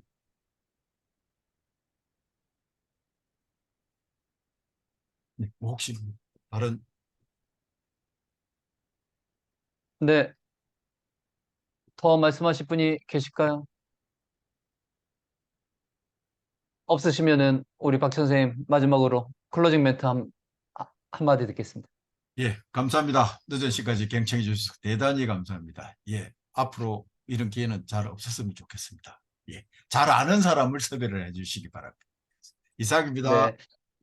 오늘 쿠마리 사례로 이렇게 촉발되어 있는 무형유산과 인권에 대한 문제, 여러 연구할 과제들을 던진 것 같습니다. 그래서, 세계적으로 무형유산과 인권에 대해서 위배되거나 쟁점 사항이 도출되는 사례가 어떤 사례인지, 또 그것을 어떤 방식으로 해결들을 해 나갔는지, 그 속에서 뭐 NGO 단체들의 어떤 역할들과 어떤 접근 방식에 대한 차이, 뭐 이런 것들에 대한 연구가 일단은 먼저 되어야 될 것 같고, 국내 사례들도 이러한 사례들 지금 인식하지 못하지만 국제적인 어떤 이런 인식화에서 좀 저촉이 될 수 있을 만한 사례들이 무엇이고, 또 그러한 변화들이 어떻게 이루어져 왔는지, 뭐 이런 것들 사례들도 충분히 연구할 거리로 남아 있는 것 같습니다. 이렇게 해서 9월 달은 무용사가 인권 그리고 정체성으로 우리 목포대의 박정석 교수님 무용사 학회장이시기도 하십니다. 수고해 주셨고요. 오늘 늦은 시간까지 함께 해주신 여러 선생님들 대단히 감사하며 10월 달 무용사 콜로퀴움에 다시 찾아뵙도록 하겠습니다. 대단히 예, 감사하겠습니다. 추석 잘 보내시기 바랍니다. 감사합니다. 수고 많으셨습니다. 감사합니다. 수고했습니다. 예. 추석 잘 보내세요.